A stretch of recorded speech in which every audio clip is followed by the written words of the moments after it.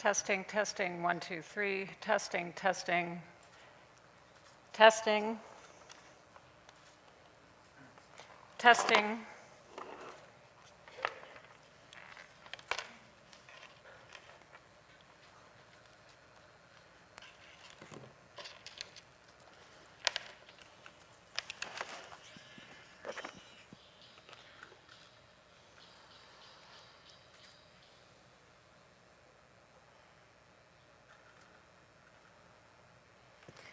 Testing, testing, 1, 2, 3.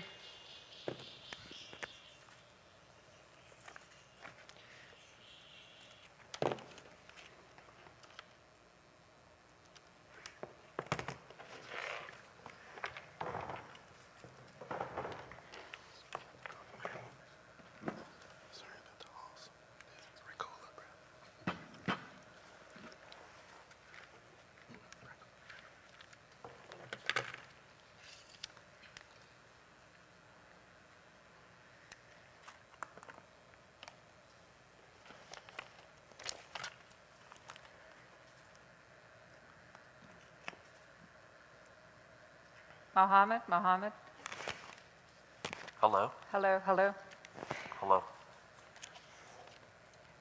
Good morning. My name is Mary Ellen Carroll, and you are listening to 87.9 FM. We are broadcasting live from the Asian Contemporary Art Week here in New York City. Today's program is going to begin with an interview with the Syrian playwright Mohammed al-Attar, who's living in exile in Berlin. He joins us live. Hello. Mohammed. Hello, Mohammed. I know it's getting dark there, so let's get started. The demise of the Syrian middle class is a subject that you've raised on numerous occasions, from the description of your own childhood in a Damascus suburb to the influence on your work by the late Egyptian filmmaker Mohammed Hamid Hassan Khan. You discuss how the obliteration of the Syrian middle class has accelerated the destruction of infrastructure and basic resources for everyone in the country. That evidence is in the numbers, and since the start of the war in 2011, according to the UN, over 4.8 million people have been registered as refugees, over 6.8 million are internally displaced, and over 250,000 have been killed, half of which are civilians. The media frames this as people who have lost their lives, but these lives have actually been taken. Let me begin with the media. The international media is, in fact, missing numbers. The number calculated by human rights organizations and even by underground Syrian activists both agree that the numbers are much higher than those declared.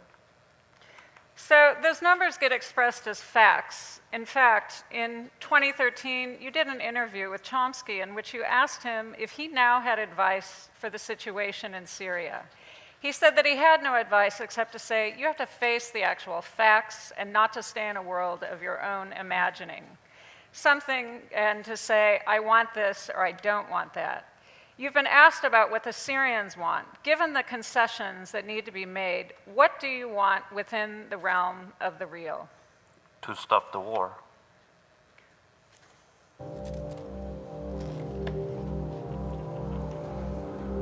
Voted for the war in Iraq. Everyone knew there was no evidence whatsoever. How does a drag queen who knows nothing about any CIA dossiers, have no access to any, know that it was not connected to 9/11 whatsoever? You know, now we're faced with her as Obama's heir presumptive, and she's going to pitch herself as a hawk. Actually, so wishy-washy. I mean, she's like, oh, what policy's going to stick? So sorry.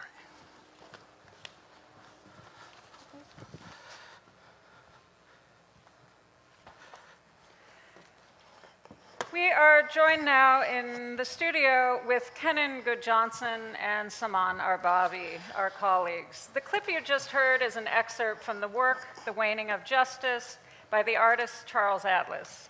When Atlas was asked about the political nature of his title, he said that the world should end, and then there's going to be a disco song. Atlas also stated in the Vice interview, Disco Apocalypse, that I am not political. I don't make political pieces, it's a mood. Lady Bunny or drag becomes the interlocutor for Charles Atlas.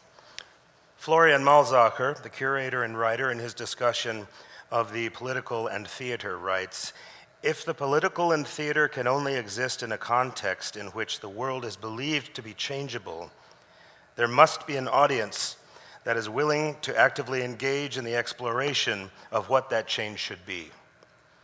Are you that audience? Politically active and against the war in Vietnam in 1970, Seth Siegelab developed the seminal document, The Artist Contract. It shows his trust in the artist and the necessity to use insurgent materials like radio. It's valuable to point out that the suggestion to artists to basically separate herself or himself from everyone else, to singularize, to separate from groups, from the systems of evaluation, the institutions, and from how the work of art is to be perceived. Let's remain in the world where we started. If Syria has been described as the worst humanitarian crisis since World War II, how do we create and expand an inclusive view of the world that takes into account these crises and our complicity in their creation? Policy was expanded through television, and JFK's visit to Berlin in 1963 was not only to look over the wall, but it was to see and be seen. Following that European tour, he was also invited for a state visit to China. We all know why that didn't happen. The DDR reciprocated with an equivalent propaganda strategy, because there's always parity within politics, and blocked the view through the openings of the Brandenburg Gate, obstructing the view to the east. How is it possible to make a city visible to itself? What process will construct a structure that literally reveals the complexity of place and a population where 10% is local and the other 90% is comprised of over 200 nationalities? The circle game interrogates these questions and sets up the conditions for there to be answers made by all of the city's inhabitants. A shift in elevation also makes it possible to have a 360-degree understanding of the city, and one metabolizes the city from this perspective. Alserkal Avenue, which is located in El Quoz, is now seeable, and one physically understands that the lateralization of Dubai and how the skyscrapers, like Midtown and Wall Street, are an anomaly to the rest of the metropolis. The circle game is in the middle of this industrial complex and has effectively retrofitted industry with culture. The platform makes visible the complexity of place and the process of building, including the view of the labor camps, which are located to the east.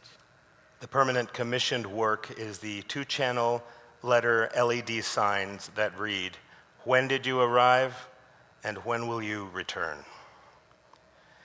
Dubai is in its third act in a play of an indeterminate length. The program atop the tower started with OMA to discuss the master plan of the city. Our next segment in the program is with the critically acclaimed singer-songwriter Nina Nastasia, who was introduced to us by Aesopus Magazine's founder, Todd Lippy. If, as Atlas stated, we will hear a disco song when the world comes to an end, well, the world has not ended yet. And we're going to hear the premiere of To Stop Thee.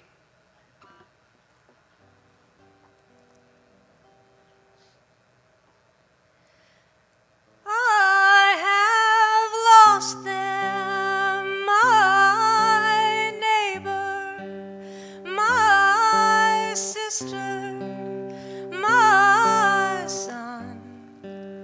Blood flows down river, out into nothing, slow to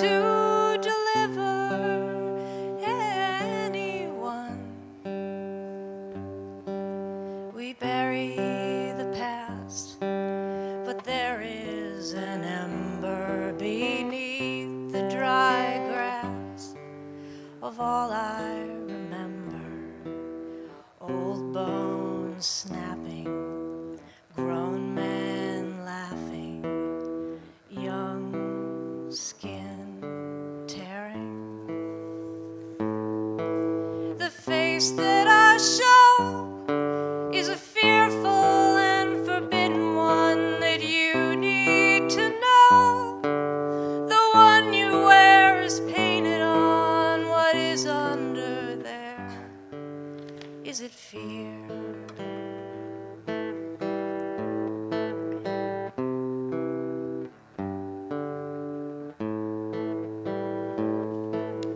Fear of losing the peace. Fear of losing your nerve. Of getting what you deserve. A minimum of justice must be served. So I come from nearby to your home, to your table. No eye for an eye, but to bear the truth.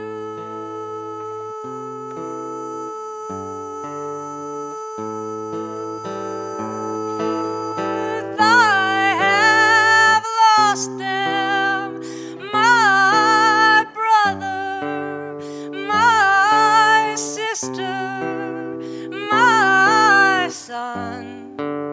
Blood flows down river out into nothing, slow to deliver anyone. I have lost them, my mother, my father, my kin. Blood flows down river out into nothing, slow to deliver anyone. I have lost them, my lover, my trooper, my song. Blood flows down river out into nothing, slow to deliver anyone. My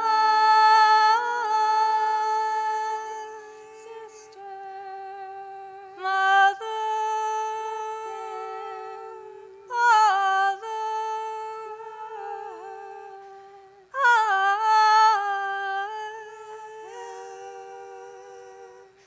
lover.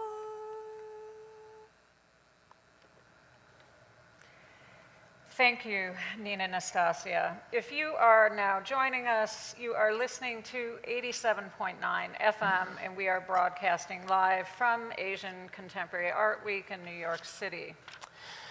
It was the artist Nam June Paik, the father of video art, who emancipated video from television. Paik understood the technical aspects of television and in 1974 coined the term electronic superhighway to frame how telecommunications would be socially and economically more significant than the landing on the moon. What he wrote came true.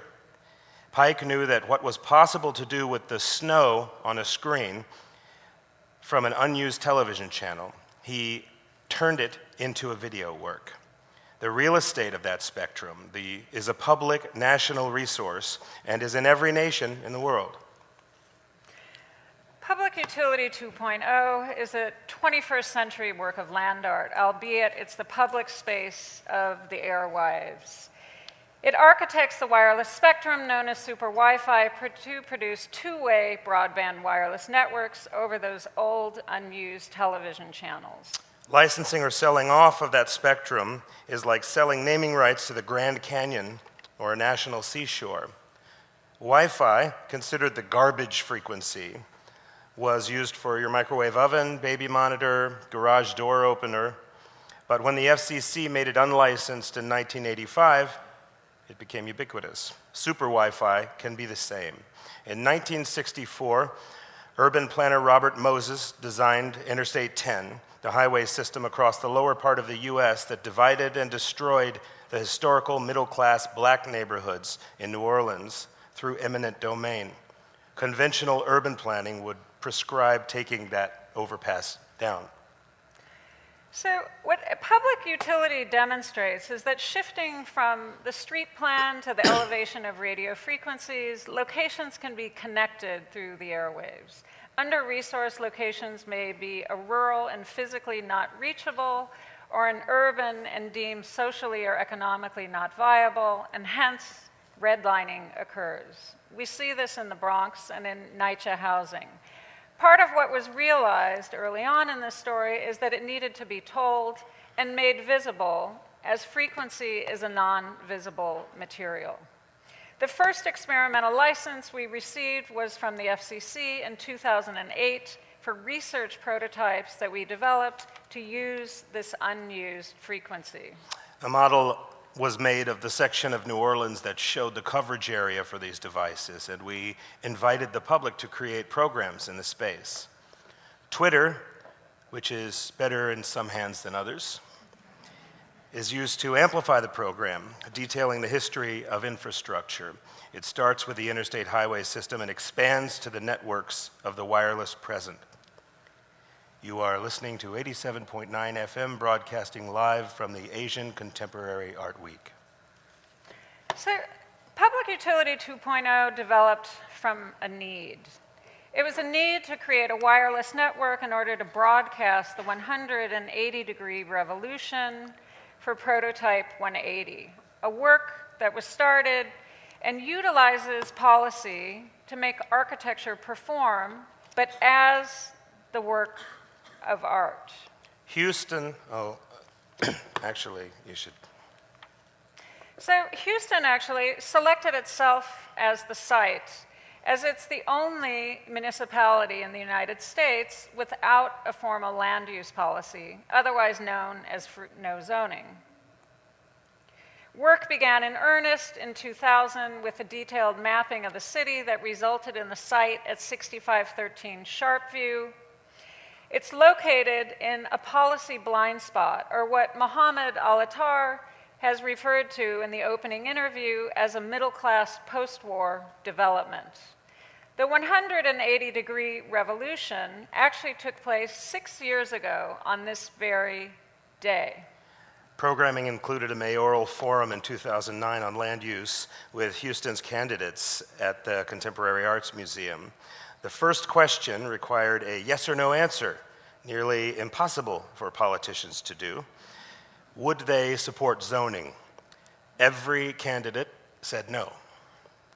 Holland Cotter, in his Times review, wrote, "Like many performances, Prototype 180 is a critically exaggerated and transforming vision of life. It demonstrates, among other things, that urban space is never a passive environment, that rootedness and belonging are, or can be, resilient realities, that architecture can be socially proactive." You are listening to 87.9 FM, broadcasting live from the Asian Contemporary Art Week at the Guggenheim Museum in New York City. I want to continue the policy or real estate discussion here.